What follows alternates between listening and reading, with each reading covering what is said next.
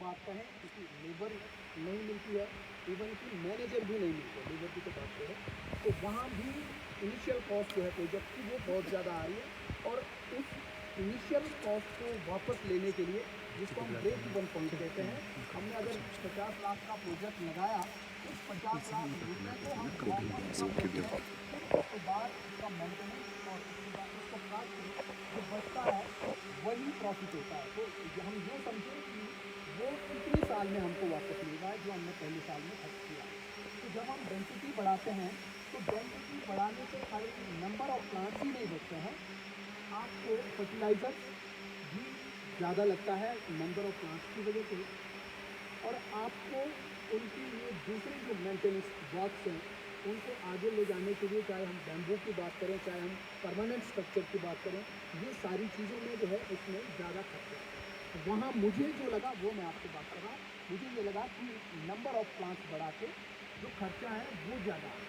तो यहाँ हमने क्या किया, यहाँ हमने M7 और MM106 रूटस्टॉक्स के चयन का चयन किया, जो कि सेमी ड्रॉप रूटस्टॉक्स माने जाते हैं, फ्री स्टैंडिंग रूटस्टॉक्स माने जाते हैं। अपने आप सपोर्टिव रूट्स के साथ वो खड़े रहते हैं और क्रॉप को वो संभाल सकते हैं, लेकिन इनिशियल ईयर में वो भी सपोर्ट मांगते हैं। That's why we have installed these bamboo sticks with each and everything. ठीक है जी। तो अभी जो आप देख रहे हैं ये इसलिए है कि इनिशियल ईयर में ये मांगता है और प्लांट अभी खाली 5 साल का। 2015 मार्च में हमने यहाँ प्लांटेशन की, रूटस्टॉक्स लगाए और 2015 में ही हमने यहाँ ग्राफ्टिंग की। और ये जो ऑर्चर्ड है यहाँ पर 2 ब्लॉक ये है, 2 खेत यानी, और इसके 2 खेत छोड़ करके और हमारे नीचे 2 ऐसे ही खेत हैं। और ये चारों खेत जो है हमारे पास लीज पर है, ये चारों खेत हमने लीज पर लिए हैं। तो यहाँ हमने खाली गाला ही लगाया, पूरे में रैंडम गाला है, एक भी प्लांट किसी दूसरी वैरायटी का नहीं है। रूटस्टॉक्स जो M7 और MM106 है वो मिक्स है। मैं आपको ये नहीं बता पाऊंगा कि कौन सा M7 है कौन सा 106 है, क्योंकि उस वक्त मैंने भी यही सोचा था कि इनको अलग अलग लगाना चाहिए और अलग हिसाब से इनको स्टडी करना चाहिए। तो आज मुझे हालांकि ऐसा लगता है कि अगर अलग अलग होते तो आप लोगों को मैं और बेहतर तरीके से शायद समझा पाता कि M7 कैसे परफॉर्म कर रहा है, 106 कैसे परफॉर्म कर रहा है।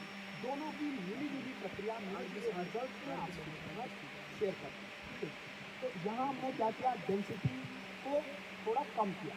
क्यों किया, वहाँ पे खर्चा ज़्यादा है। दूसरा क्या है, जो सपोर्ट स्ट्रक्चर जो ट्रेलिस सिस्टम हम लगाते हैं M9 के लिए, वो सपोर्ट सिस्टम जो ट्रेलिस सिस्टम के लिए जो कैलकुलेशन होनी चाहिए, एक इंजीनियर की जो कैलकुलेशन होनी चाहिए, वो कैलकुलेशन मैं नहीं कर पाऊँगा क्योंकि मैं सिविल इंजीनियर नहीं हूँ।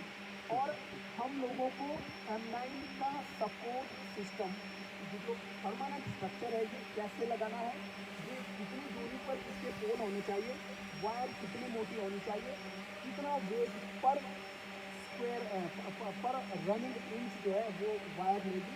बहुत सारी चीज़ें हैं जो टेक्निकल हैं, हम लोगों को जो समझ नहीं आती है। तो M9 के लिए जो परमानेंट स्ट्रक्चर चाहिए वो अभी तक जो है लगभग यूँ समझे कि वो तुक्के का है, अभी तक सही टेस्टिंग उसकी नहीं हुई है। तो इस हिसाब से मैं एक नया एक्सपेरिमेंट इस मामले में नहीं चाहता था, क्योंकि मैं उसी ब्लॉक में भी जब जेठ आता है, मई जून का जब समय होता है, हमारे यहाँ कहते हैं कि सड़गे बोलते हैं हमारे लोकल लैंग्वेज में, सड़गे बेसिकली सड़गे बैठ गए। सड़कों का क्या जो समय होता है वो लगभग 5-7 दिन का ऐसा कुछ होता है या 10-12 दिन का होता है। वो एक दिन जो है ऐसा माना जाता है, एक दिन एक महीने के क्लाइमेट को रिप्रेजेंट करता है, दूसरा दिन सेकंड मंथ को रिप्रेजेंट करेगा, यानी फरवरी में जो क्लाइमेट होता है वो क्लाइमेट सेकंड डे में मिलेगा, थर्ड डे में कौन सा मिलेगा, मार्च का क्लाइमेट, चौथे डे में मिलेगा अप्रैल का, पाँचवें में मिलेगा मई का, छठे में जून का। इस तरह से वो 10-12 दिन का पीरियड होता है, लेकिन 12 के 12 दिन में अलग अलग क्लाइमेट जो मंथ में होते हैं वो क्लाइमेट हमको उसमें दिखते हैं। ठीक है। तो उस वक्त जो है यहाँ पर ठीक ठाक हवा चलती है, और जब वो हवा चलती है, मैं चाहे दिल्ली में हूँ, मैं चाहे चंडीगढ़ में हूँ, मैं चाहे घर में हूँ, चाहे मैं खेत में हूँ, एक अजीब सी टेंशन जो है दिल के किसी एक कोने में हर वक्त रहती है इतने दिनों तक, पता नहीं कब कौन सी हवा कितने केजी के साथ आएगी और मेरे उस ऑर्चर्ड को उल्टा करके जाएगी, क्योंकि हम सभी ने ही इंटरनेट के ऊपर भी बहुत सारे ऐसे यूरोप या के पिक्चर्स देखी हैं, फोटोज़ देखी हैं, जिसमें पूरे M9 के ऑर्चर्ड जो है डिमोलिश हुए हैं, सब पूरे के पूरे ऑर्चर्ड नीचे गिरे हुए हमने देखे हैं। तो हम लोग जब एक इतनी मेहनत करके इतना फाइनेंशियल सिस्टम को हम बड़ी कंट्रोल करके हम ऐसा एक ऑर्चर्ड लगाएं और उसके बाद भी हमें इतनी टेंशन हो, और टेंशन ही अपने आप में बहुत बड़ी चीज़ है जो हमको कमज़ोर करके सिखा सकती है। टेंशन का मतलब स्ट्रेस है, और स्ट्रेस में पौधा भी मर जाता है, तो हमको कमता है। तो इसलिए उससे बाहर निकल करके हमने यहाँ पर थोड़ा सा डेंसिटी को बढ़ाया नहीं, डेंसिटी को हमने कम करने की यहाँ पर कोशिश की। इसलिए M7 और 106 हमने अडॉप्ट किया। वैरायटी हमने खाली गाला यूज़ करी, और गाला इसलिए यूज़ की कि उस वक्त मुझे ये लगता था कि गाला फ्यूचर वैरायटी है, और आने वाला जो 20 से 25 साल है वो गाला के लिए बेस्ट होगा, और गाला ही एप्पल का राजा माना जाएगा। लगभग 20 साल तो सिक्योर है ही है। इसलिए हमने इसके ऊपर उस वक्त कॉन्फिडेंस दिखाया। आज हालांकि 2-3 साल से अभी बहुत सारे लोगों ने गाला के ऑर्चर्ड लगाए हैं, लेकिन 2015 की अगर बात करें तो हमने 2015 में ये ऑर्चर्ड जिसमें एक भी कोई दूसरे वैरायटी का प्लांट आपको नहीं दिखता है। गाला अपने आप में सेल्फ पॉलिनाइजर है। अगर किसी दूसरी वैरायटी से आप पॉलिनेट करवाते हैं तो वो और बेस्ट होता है और अच्छी क्वालिटी आपको मिल सकती है, बट अगर नहीं है तो भी गाला अपने आप को खुद पॉलिनेट करता है। इसके फ्लावर के ऊपर ही मेल और फीमेल पोलन होते हैं, ठीक है जी। तो ये हो गया यहाँ तक। अब क्यों लगाया M7 106? क्योंकि डेंसिटी कम करनी थी, इनिशियल कॉस्ट को कम करना था, सपोर्ट स्ट्रक्चर यानी कैलिस सिस्टम का जो भय अपने अंदर था कि गिरेगा पड़ेगा क्या होगा, उस भय को दूर करना था, और साथ ही साथ मैनेज प्लांट्स हाइट ज़्यादा नहीं, इजीली इसको हम मैनेज कर पाएँ, इजीली हार्वेस्ट, इजीली फिलिंग कर पाएँ, इजीली प्रूनिंग कर पाएँ, ये सारा काम हो, और फॉलियर एप्लीकेशन सही से हो। एक कोने को जो है जो भी हम फर्टिलाइज़र या दूसरे केमिकल्स प्लांट को दे रहे हैं वो पौधे की एक भाग तक एक पेड़ तक पहुँचे। इसके लिए ये ज़रूरी है कि पौधे की हाइट जो है वो मैनेज हो, इसको कोई भी बुजुर्ग महिलाएँ या बच्चे जो है उसको मैनेज कर पाए। तो ये था, तो हमने M7 106 इन 2 रूट स्टॉक्स का यहाँ पर चयन किया। तो जब हम प्लांट लगाते हैं, खास करके जब आप प्लांट को खुद ग्राफ्ट करते हैं, एक आपको ग्राफ्टिंग कार्ड मिलता है, उसमें आपको चॉइस ज़्यादा नहीं मिलती, वो जैसा बना हुआ है उसका स्ट्रक्चर, प्राइमरी स्ट्रक्चर उसका बना आता है पैदा। लेकिन जब आप खुद ग्राफ्ट करते हैं तो आपके पास ऑप्शन होता है कि आप उसको किस तरह से आगे बढ़ाएं। तो यहाँ पर आप ये देख रहे होंगे कि प्लांट के बिल्कुल नीचे ब्रांचेज है। हो सकता है आप सभी के मन में क्वेश्चन भी होंगे कि ये बहुत नीचे लगेगा इस तरह के। तो ये बताना चाहूँगा कि जब हम खुद ग्राफ्ट करते हैं प्लांट को, अपना ऑर्चर्ड जब हम एस्टैब्लिश करते हैं इस तरीके से, तो मैंने ये सोच करके नीचे फैदर्स निकाले थे, बिल्कुल नीचे, क्योंकि ये जो फैदर्स अर्ली निकलेंगे ना सबसे नीचे जो, जैसे ही जो हमने फ्लोनवुड ग्राफ्ट किया, जो कलम लगाई, वो जैसे ही बढ़ना शुरू करती है तो नीचे ही इसमें ब्रांचेज होती है, ठीक है। तो ये इनिशियल ब्रांचेज है, ये अर्ली ब्रांचेज है, ये प्लांट ग्रोइंग की फर्स्ट स्टेज की ब्रांचेज है, यानी कि बगीचा लगाते ही हमको यहाँ से ब्रांच मिल गई। तो ये हमने इसलिए रखी थी कि इनिशियल स्टेज में शुरुआती जो 2-3 साल होंगे, इन 2-3 सालों में हम मेंटेनेंस का खर्चा इन नीचे वाली ब्रांचेज से निकालेंगे, और जब हमारी कैनोपी फुली रेडी होगी, जब ये पूरी कैपेसिटी के ऊपर उसकी कैनोपी होगी, तो उस वक्त हम इन नीचे की ब्रांचेस को हटा देंगे या फिर इनको हम शॉर्ट करेंगे, छोटा करेंगे, ताकि नीचे ये ना लगे, ठीक है जी। तो ये क्लियर है कि नीचे ब्रांचेस इसकी क्यों है। नीचे ब्रांचेस इसलिए है ताकि इनिशियल प्रोजेक्ट कॉस्ट को अर्ली स्टेजेस में वापस किया जाए, और उसका छोटा मोटा खर्चा जो है रनिंग कॉस्ट को साथ में वहीं से ही निकाला जाए। इसके लिए हम लोग जो है नए ऑर्चर्ड में जब हम खुद ग्राफ्ट करके ऑर्चर्ड तैयार करते हैं, उसमें नीचे भी ब्रांचेज रखते हैं, यानी घुटने से ऊपर वैसे हमको ब्रांचेज रखनी चाहिए, लेकिन इसमें हमने जो है घुटने से भी नीचे ब्रांचेज रख दी, ताकि शुरू के 2-3 साल में हमको यहाँ से क्रॉप मिले, यहाँ से हमको पैसा आना शुरू हो, ठीक है। तो ये क्लियर हो गया। अब क्या है कि जब हम प्लांट लगाते हैं तो हम उसको रेज्ड बेड में लगाते हैं। क्यों लगाते हैं? ताकि पानी ना रुके, जो एक्सेस वाटर ऑफ रेन है वो होल्ड ना हो, होल्ड होगा तो वो जड़ों को सड़ाएगा। जड़ों को पानी पसंद नहीं है, जड़ों को मॉइस्चर पसंद है। तो जब हम प्लांट लगाते हैं रेज बेड में, उसके बाद क्योंकि काम मैंने नहीं करना है, काम लेबर ने करना है, और कई बार हम लोग जो है दूसरे कामों में ज़्यादा इन्वॉल्व हो जाते हैं, तो वहाँ खाली हम ऑर्डर करते हैं और काम जो है वो अपने आप होता है, लेकिन वो क्वालिटी काम नहीं होता है, उस काम में क्वालिटी नहीं रहती है, खोदा जाएगा। और इस तरह से क्या हो गया, 2-3 सालों में खोद करके जब उसको चेक नहीं करेंगे खोदते हुए, आप खुद नहीं खोद रहे हैं, तो बेड जो है वो डी शेप हो जाता है। बेड जो है इसका गायब हो गया। गायब होने से क्या हो गया, पानी रुकना शुरू हो गया, ये जो है सीधा बन गया। सीधा बना तो फिर हमने दोबारा से इसमें ट्रेंच बनवाई।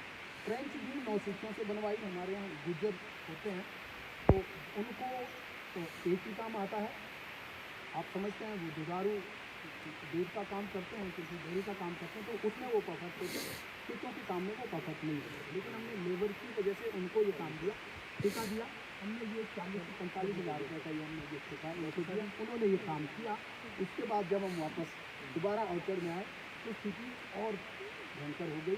उन्होंने जो नीचे ट्रेंच को दी, उसकी जो मिट्टी थी वो बिल्कुल पौधे के पास उन्होंने डाल दी। तो अब जो है काम दोबारा से हमको करना पड़ेगा।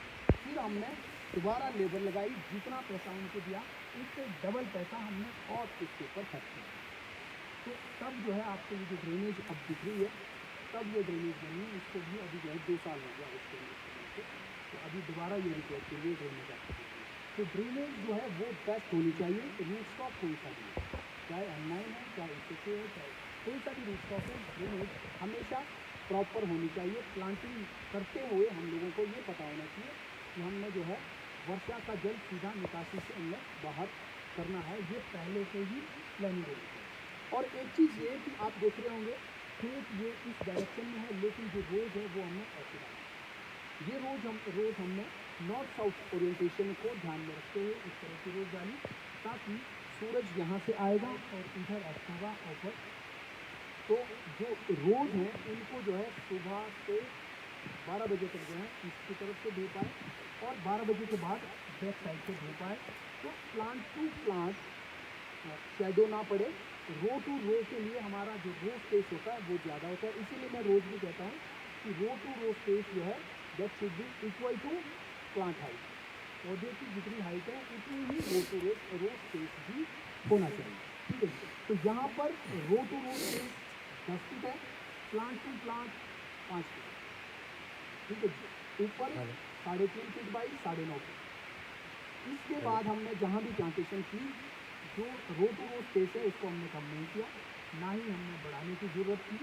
10 फीट ही हमने रखा, जो हमें सफिशेंट और सही जो हमें लगा, इकोनॉमिक हमें लगा। इकोनॉमिक इसलिए कि नंबर ऑफ प्लांट्स भी कम ना, ठीक है।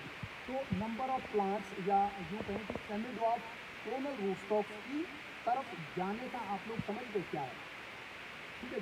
हमने क्यों सिलेक्ट किया, इसलिए कि नंबर ऑफ प्लांट्स कम की जाए और पर प्लांट प्रोडक्टिविटी यहाँ से हमें ज़्यादा मिलेगी, लेकिन हमने कॉम्प्रोमाइज़ जो है उसकी हाइट, मैनेजेबल हाइट के ऊपर हमने कॉम्प्रोमाइज़ नहीं करना, ये जो है हमारी पहली प्रायोरिटी होनी चाहिए, ठीक है।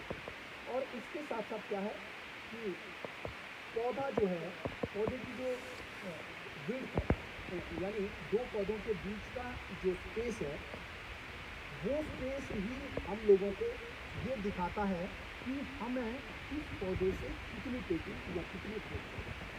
जितने फ्रूट चाहिए उस हिसाब से हम 2 पौधों के बीच का डिस्टेंस ले सकते हैं, और उसको हम जो है उसकी जो कैनोपी है उसको हम उस हिसाब से मैनेज करते हैं शुरू से ही। और अगर वो स्पेस ज़्यादा है, प्लांट टू प्लांट स्पेस, तो ज़्यादा स्पेस को कवर करने के लिए ज़्यादा समय की जरूरत है। अगर हमने 10 फीट स्पेस दिया प्लांट टू प्लांट, तो 10 फीट में 5 फीट प्लांट के लेफ्ट साइड हुआ, 5 फीट राइट साइड में हुआ, इसका मतलब एक ब्रांच को 5 फीट उगना है। तो 5 फीट उगाने के लिए हमें जो है समय चाहिए, और जितना ज़्यादा आप डिस्टेंस देंगे उतना ही आपको जो है प्लांट के ऊपर चढ़ने की व्यवस्था भी करनी पड़ेगी। ऊपर चढ़ने की व्यवस्था अगर आप करते हैं तो प्लांट का जो स्ट्रक्चर है वो हार्ड होना चाहिए, उसकी जो ब्रांचेज है वो मोटी होनी चाहिए, ताकि वो एक व्यक्ति का वेट ले सकते हैं। और अभी जो एवरेज वेट व्यक्ति का है वो बढ़ रहा है धीरे धीरे। हमसे पहले वाली जो जनरेशन है उनका एवरेज वेट 50 के आसपास होता था, आज एवरेज वेट जो है 70 के आसपास है। मेरा खुद का वेट 83 है। तो वो जो एवरेज वेट है, इसका मतलब एक ब्रांच के ऊपर एक व्यक्ति नहीं, 2 व्यक्ति एक बार में चढ़ रहे हैं। ऊपर से हार्वेस्टिंग करते हुए बैग भी रखना है 5 किलो का, 7 किलो का, तो इसके लिए आपको ज़्यादा समय देना पड़ेगा। तो इसका मतलब ये है कि जो आपका प्रोजेक्ट है वो आपको लिटल यानी 2-3 साल 4 साल लेट आपको वो इनपुट देना है, आउटपुट देना शुरू करेगा। तो जितना ज़्यादा हम डिस्टेंस प्लांट टू प्लांट देते हैं उतना लेट हमारा प्रोजेक्ट होता है, ये हमको ध्यान रखना है। और नज़दीक बहुत ज़्यादा इसलिए नहीं कि जो अगर M9 हमने लगाया है तो उसको जो है ट्राली सिस्टम की, सपोर्ट सिस्टम की ज़रूरत होती है। पर हम जो ऑर्चर्ड लगाते हैं वो हमारी मेहनत का ऑर्चर्ड होता है, वो हमारे शौक का ऑर्चर्ड नहीं होता है। और हम जो है अपना पेट काट करके ऑर्चर्ड लगाते हैं। मैं इसलिए कह रहा हूँ क्योंकि मैंने ऐसा किया है। मेरी क्षमता ये नहीं थी कि मैं इतने सारे प्लांट्स लगा पाऊँ, मैं 6500 पौधे लगा पाऊँ, ये क्षमता नहीं थी। किस तरह से वो मैनेज किया, कम प्रोजेक्ट कॉस्ट पर उस ऑर्चर्ड को बनाना था। तो उसके लिए आपको एक दूसरे एंगल से भी उस प्रोजेक्ट को देखना होगा। खाली हम शौक के लिए पौधे लगा ले, हमने जैसे M9 लगाया वो तो छोटा था, उसमें खाली 200 प्लांट है, 92 प्लांट्स हैं, तो उसको मैनेज करना इतना ज़्यादा टफ नहीं हुआ, हमसे वो मैनेज हो गया। लेकिन अगर 6500 प्लांट M9 के होते तो हमारी CPPT गुम हो जाती। और बड़े बड़े जो पैसे वाले जो लोग होते हैं उनकी भी इसमें CPPT गुम हो जाती है। नंबर ऑफ प्लांट मीन्स कि जितना आप बड़े प्लांट को न्यूट्रिएंट्स दे रहे हैं उतने ही उसको भी देना है। जब वो फ्रूटिंग पे आता है तो सेम न्यूट्रिएंट्स लगेंगे बड़े को भी और छोटे को। तो जब हम नंबर ऑफ प्लांट्स बढ़ाते हैं तो हमारी कॉस्ट अपने आप ही बढ़ती है। ठीक है। और एक बात मैं करना चाहूँगा कि ये जो स्ट्रक्चर आप देख रहे हैं, ये जो तारें आप देख रहे हैं, ये हमने इसी बार डाली है और अभी भी ये पूरी तरह से बंद नहीं हुआ। और इस बार क्या हुआ, इस बार हमारे यहाँ बर्फ गिरी, स्ट्रक्चर सेट करना था तो इसमें टाइम बहुत लग गया। रोड से यहाँ तक सारा सामान ढोना है, फिर यहाँ आकर के भी सेट करना है। और इस तरह से ये 2 ब्लॉक में हमने ऐसा परमानेंट स्ट्रक्चर लगाया। इसके साथ हमारा जो है जो गाँव दिख रहा है, गाँव से बिल्कुल सामने जो है पाली तरफ को, वहाँ पर भी हमारा एक ब्लॉक है जो 106 के ऊपर आपने वीडियो देखेगी, जिसकी सुपर चिप लगा हुआ है, ग्रेनिस्टी पर डाला है। तो वहाँ पर भी हमने परमानेंट स्ट्रक्चर इसका लगाया, सबसे कहते हैं एंटी ह्यूमन का। तो इस बार हमारा जो टाइम है वो इसी में काफ़ी चला गया। ऊपर से बर्फ़ गिर गई। हमारा जो दूसरे फील्डिंग ऑर्चर है वो उस एलिवेशन पे, जो ऊपर आपको मकान दिख रहा है लास्ट में, इससे थोड़ा और हाइट पर है। इसकी हाइट लगभग आपको समझो 2450 मीटर है, जहाँ ये मकान को ऊपर देखना है। ठीक है, तो वो उसकी 2500 मीटर है, 50 मीटर और ऊपर इसकी हाइट है। तो वहाँ बर्फ़ आई, बर्फ़ के बाद हमने नेक्स्ट नीचे उतारी रिपेयर के लिए और फिर उसके बाद उसमें खोला दिया। तो एक तो ये हुआ। दूसरा ये हुआ कि जहाँ पर हम परमानेंट स्ट्रक्चर लगा रहे थे और इसमें हमारा टाइम लग गया। जितने को ये सब होना था नेट चढ़ाने की, उतने को वो काम हो गया, यहाँ भी ओला आ गया, जिसकी वजह से प्लांट हमारा इस बार फ्रेश में था। आप देख रहे होंगे स्ट्रक्चर जो है प्लांट के ऊपर, ठीक है। और क्रॉप हमारी इसमें बहुत ज़्यादा थी। मैं खुद कोर्स की वजह से बिजी हो गया। थिनिंग हमने लेबर से करवाई और थिनिंग उन्होंने इतनी अच्छे से नहीं की जैसे होनी चाहिए थी। हमारा ये सिस्टम होता है कि फ्रूट टू फ्रूट डिस्टेंस लगभग 5 इंच है, ये 5 इंच से कम डिस्टेंस हम फ्रूट में नहीं देते। तो उन्होंने क्या किया, बीमे पे एक फ्रूट रखा, कुछ बीच में तुक्के वाला जो काम होता है, कोई बीमा खाली कर दिया, कोई बीमा रख दिया। इस तरह से जो है वो सही से थिनिंग नहीं हो पाई, क्रॉप जो है ओवर रह गई, ओवर बम्पर क्रॉप रह गई। तो इससे भी जो है हमारा इस बार जो है थोड़ा सा काम खराब हो गया। प्लांट जो है स्ट्रेस में चला गया और प्लांट जब स्ट्रेस में जाता है तो उसके ऊपर अलग अलग तरह की बीमारियाँ आती है जिनको कंट्रोल करना मुश्किल होता है। और आपको ये भी बता दूं कि पिछले 8 सालों से फंगिसाइड की हमने एक दूसरे अप्रोच ली थी। हमारी जितनी भी ज़मीनें हमारे पास है, चाहे अपनी पर्सनल ज़मीनें हैं, चाहे लीज की ज़मीन है, वो सभी ऑर्गेनिक सर्टिफाइड है सारी। तो सारी की सारी जितना 100 मीट्रिक टन जो प्रोडक्शन है वो सारा का सारा हमारा जो है ऑर्गेनिक सर्टिफाइड प्रोड्यूस, ठीक है। तो एक भी फंजीसाइड की स्प्रे पूरी साल में नहीं करना। ये अपने आप में ही एक नायाब है। और फंजीसाइड की 8 स्प्रेज हमारे यहाँ पर होती है, फिर भी पसीने निकल जाते हैं।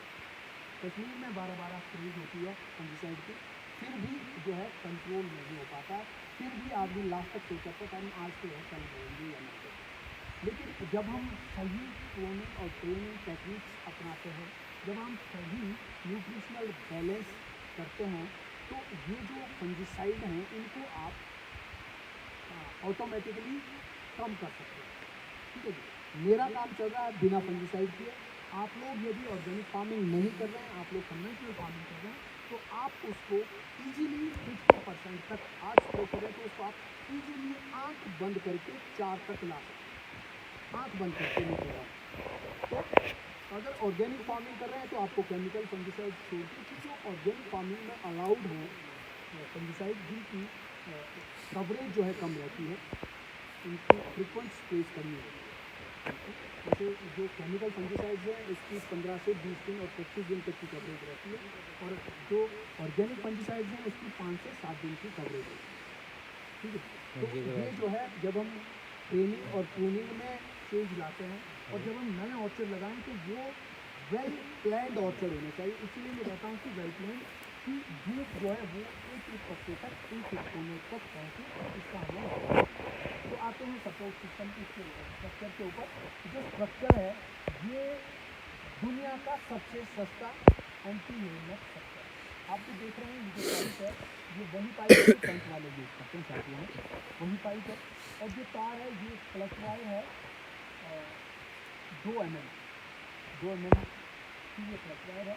खाली इसी के ऊपर ही ये पूरा स्ट्रक्चर है। अभी नेट उतरी है इसलिए आपको ऐसा लग रहा है कि ये थोड़ा ढीला स्ट्रक्चर है, और अभी इसमें थोड़ा काम रहा हुआ टाइटनर इसमें नहीं लगेगा। तो टाइटनर जब लगेंगे तो ये स्ट्रक्चर जो है टाइट होगा। तो ये दुनिया का सबसे सस्ता एंटी हेलमेट स्ट्रक्चर है। एंटी हेलमेट स्ट्रक्चर लगाने के लिए प्लांट की जो हाइट है वो मैनेजेबल होना बहुत है। तो जो सीडलिंग ऑर्चर्ड भी हमारे हैं, पुराने ऑर्चर्ड हैं, उनकी भी जो हाइट है उसको हम नीचे करें। इसको जब हम नीचे करेंगे तो ही हम परमानेंट स्ट्रक्चर की तरफ जा पाएंगे। अगर उनकी हाइट इतनी हम रखते हैं 30 फीट 35 फीट, तो आपको जो है एक प्रोजेक्ट वाले जो पाइप यूज़ करते हैं वो वाला पाइप यूज़ करना पड़ेगा, जिसकी कॉस्ट जो है आपको 10,000 रुपये तक एक ही पोल की हो जाएगी। तो ये जब मैनेजेबल होता है तभी हम जो है छोटे और हल्के पाइप का यूज़ कर सकते हैं, और इस पाइप की कॉस्ट बहुत ही कम है, मुझे अभी याद नहीं है, लेकिन 300 के आसपास इसकी कॉस्ट होगी। तो ये जो है सबसे सस्ता स्ट्रक्चर ये वाला एंटी हेलमेट स्ट्रक्चर है।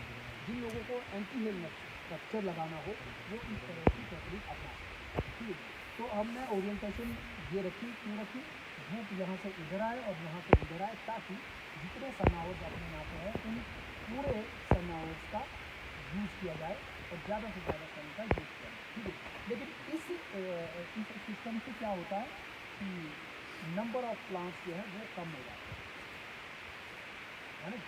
नंबर ऑफ प्लांट्स जो है इसमें कम होते हैं, और साथ में जो स्ट्रक्चर आपने लगाना है स्ट्रक्चर की कॉस्ट बढ़ जाती है, क्योंकि एक रो जो है ये छोटी हो जाती है, और जो भी आप रो है वो छोटी है चाहे बड़ी है, उसमें कम से कम 2 पोल तो होने चाहिए, ये साइंस कहती है, तो है ना।